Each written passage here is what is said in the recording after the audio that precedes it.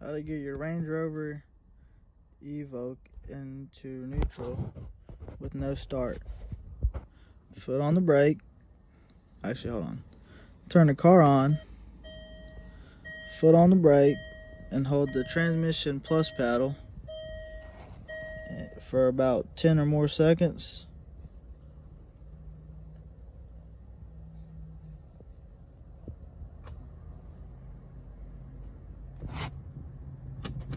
There you go. Thank you. Make sure to like, comment, subscribe.